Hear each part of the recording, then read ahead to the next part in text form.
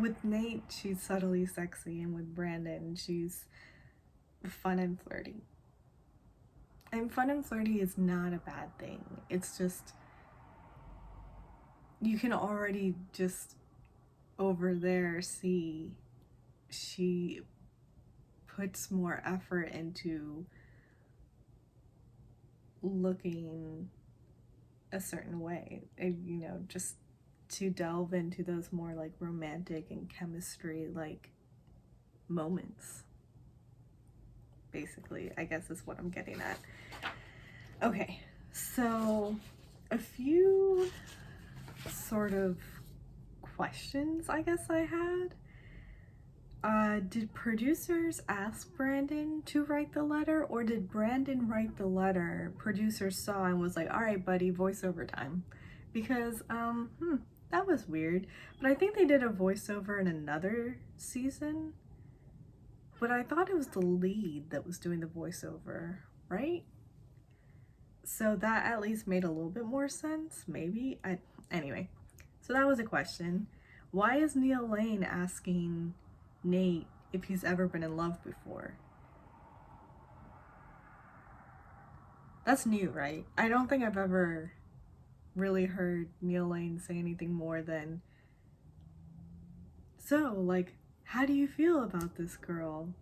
What kind of ring do you think that like sort of encompasses, you know, or something like that? Like, usually it's generally around love and the relationship and the ring, but not like, so have you ever been in love before? Like, what? And since Nate was the first one, it really sort of struck me. But then he asked the same thing to Brandon, so it's like, I guess this is just a new question for Neil Lane to ask. Weird, but okay. Like, why would you be asking that question at this moment? They're picking a ring. God, just, they're in enough, like, you know, frazzlement at this moment. They have to, like, choose the right one that, you know, she's going to be wearing for the rest of her life. Anyway, maybe not the moment to be asking about past loves. So,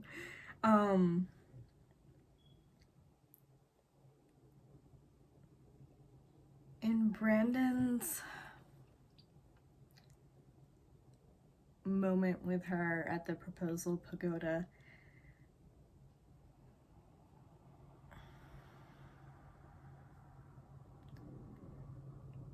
that was tough to watch, but especially so when they got out of that setup and sort of finally allowed themselves to really talk to each other. They were more open in that moment, you know, and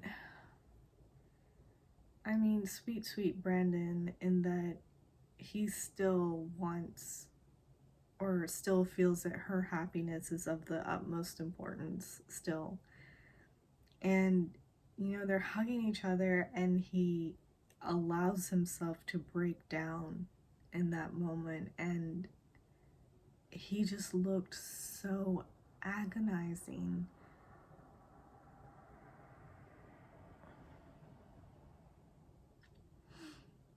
And then he pulled himself back together when she was pulling away so that she didn't see.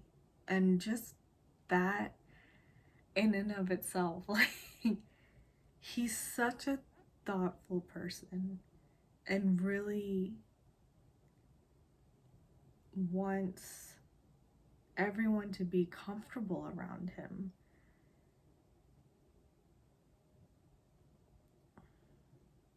And I don't know, I see that and I love that. And my heart goes out to Brandon. It really does. When he was talking with not producers, or I guess to producers, but, you know, to us, the viewers, when he got up there and he still was just so torn up, but the ring toss did feel, it felt a little out of character. But then, you know, in a moment like that, maybe it would be something that happens because, I mean, I had a moment or two at some points where I would do something and in retrospect be like, why did I do that? Obviously not anything of this level. So, but yeah, I think that there is something about that was sudden. It was a surprise, and I couldn't help but wonder. So I was watching with a friend of mine. I initially thought, no, I think he did that in the moment and producers had a heart attack. But she believes that producers probably like set it up so that he would do that. Granted, we didn't see, I mean, a ring is small, like maybe he tossed a pebble, I don't know, but there's a part of me that believes that Brandon actually did just in that moment feel to that extent that he just threw the ring, and yeah, collectively all around him, everyone else was grasping their chests and trying to figure out if they had metal detectors to go find that Neil Lane ring. Anyway, what else?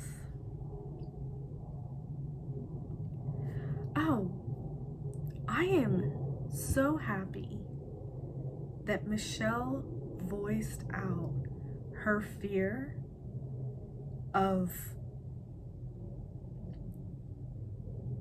loving someone more than they love her. And I love that she let Nate know that she has had that fear in moments with him through this process. And I also love that she said that she still fears not moving forward with him, where she does feel just such a connection. And I do believe that. I think that on some level they do feel something towards each other that, at least up until now, has been unmatched with anyone else they've come into contact with. And that is worth exploring.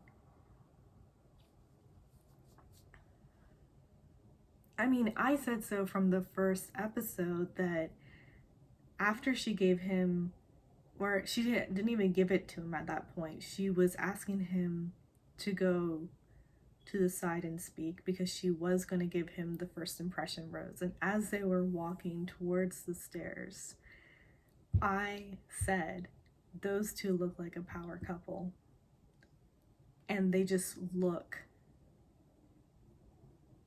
complete. Like, they just look like a set. And sure, that's going based off of the physicality of the two of them. I mean, they're just both gorgeous. But there's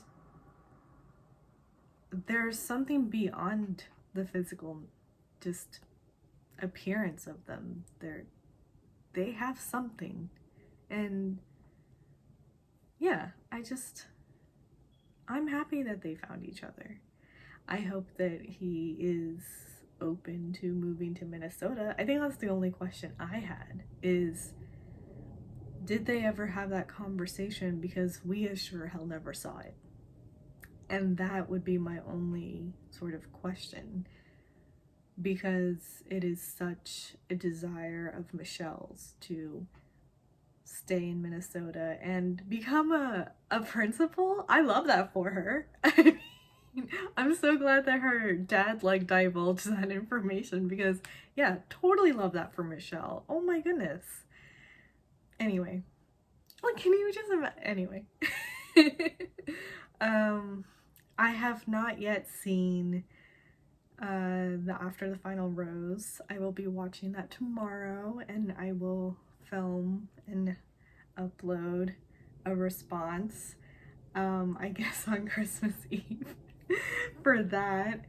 So hopefully you tune in and watch that if you're watching this. I hope that you enjoyed listening to me ramble about dissecting things about The Bachelorette. Yeah, and I really wonder if it's just because I approached watching this episode already knowing who was going to be the final pick. As much as I try every year not to know, pretty much every year it gets spoiled just before. Oy. Anyway.